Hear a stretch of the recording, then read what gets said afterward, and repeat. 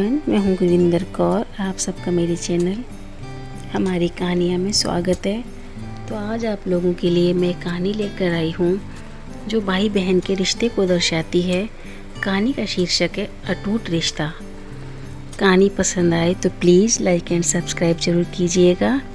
धन्यवाद। तो कहानी शुरू करते हैं। आज राखी थी और संध्या बहुत ही अनमने ढंग से तैयार हो रही थी। उसका पति अमन यह सब देख रहा था। क्या हुआ, आज जाना नहीं है भाई को राखी बांधने? हाँ जाना है, क्यों नहीं जाना? संध्या ने कहा। तो फिर जल्दी करो, इतने धीरे धीरे क्यों तैयार हो रही हो? मेरी तो कोई बहन है नहीं जिसका इंतज़ार करूं, अमन ने कहा। क्या करूं, जाने का मन नहीं कर रहा। भाई तो ऐसे होते हैं कि बहन के सुख दुख में काम आए, लेकिन मेरा भाई तो बहुत ही स्वार्थी निकला। उनके पास तो माँ बाबूजी का दिया हुआ इतना बड़ा मकान है।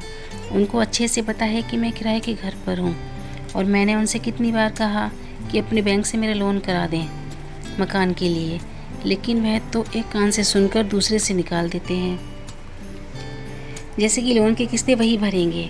मैं बाबूजी और माँ के दिए मकान में हिस्सा नहीं चाहती, उनकी आत्मा को बहुत दुख होगा। लेकिन भाई को तो सोचना चाहिए ना कि बहन किराए के मकान में है, उनकी एक बेटी है। भाई से इतना भी नहीं होता कि मेरे लिए ना सही मेरी बेटी के लिए ही थोड़ी मदद कर दें हमारी। संध्या, इतना क्यों परेशान होती हो? ईश्वर है ना, ईश्वर किसी को नहीं छोड़ते, अमन ने संध्या को समझाते हुए कहा। बहुत सुलझा हुआ, समझदार और स्वाभिमानी व्यक्ति था अमन। वह सिर्फ अपने द्वारा की गई कमाई पर ही अपना और अपनी फैमिली का भरण पोषण करना चाहता था। संध्या का भाई सुमित बैंक में बहुत ऊंची पोस्ट पर था। अच्छी खासी सैलरी थी। उसकी बीवी शिल्पा भी उसी के साथ बैंक में जॉब करती थी। पैसे की कोई कमी नहीं थी उनके पास। माँ बाबूजी का दिया हुआ बहुत सुंदर मकान भी था उनके पास। ऐसा नहीं है कि संध्या अपने भाई की खुशियों से जलती थी। वह तो सिर्फ इतना चाहती थी कि उसका भाई उसकी थोड़ी सी मदद कर दे, लेकिन वह तो सिर्फ अपनी ज़िंदगी में ही मस्त था।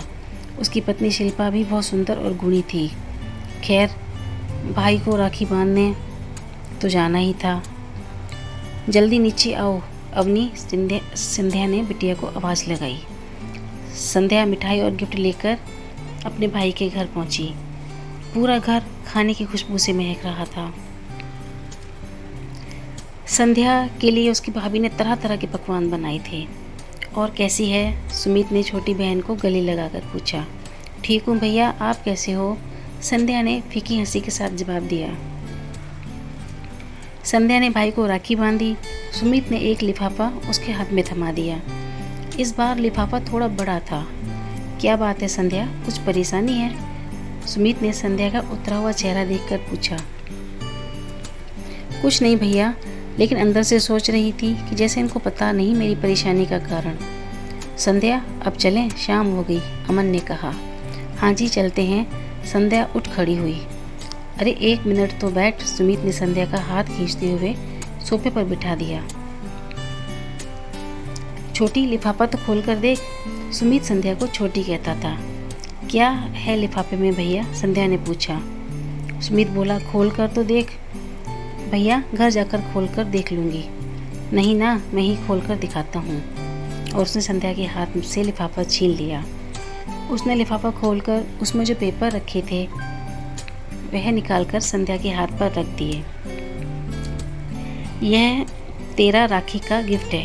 कैसा गिफ्ट? संध्या ने पूछा। मैंने तेरे लिए एक फ्लैट खरीदा है और यह उसके पेपर हैं। क्या कहा भैया? संध्या ने अचरज भरे स्वर में पूछा। हाँ सही सुना तूने।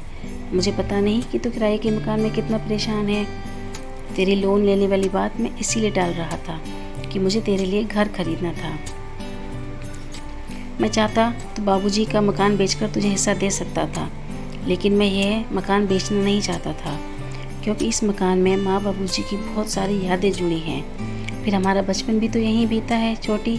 मुझे आज भी याद है, माँ बाबूजी ने तेरी जिम्मेदारी ज़रूर मुझे दी थी, लेकिन असली जिम्मेदारी तो तूने निभाई।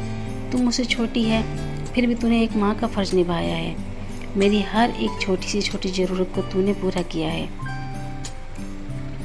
तू मेरी बहन है, मैं तुझे कैसे तकलीफ़ में देख सकता हूँ। लिफाफे से एक और रसीद निकालकर संध्या के हाथ में देते हुए कहा, एक एफडी की है मैंने अवनी के लिए।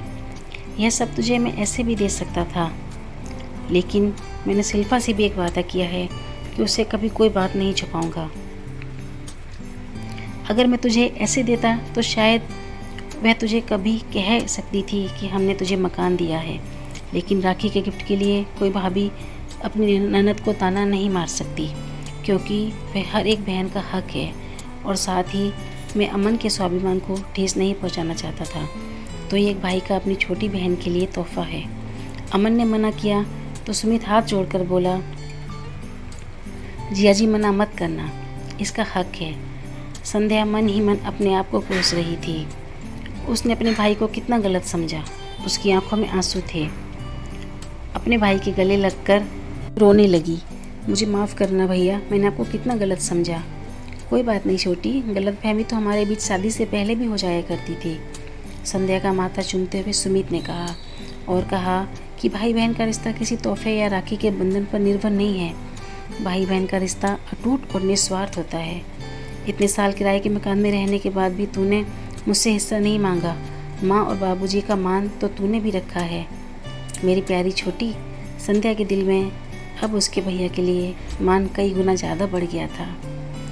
तो ये बात सच है कि भाई बहन का रिश्ता ही एक ऐसा रिश्ता है संसार में जो बिना किसी स्वार्थ के है। तो कहानी कैसी लगी कमेंट करके ज़रूर बताएं। धन्यवाद।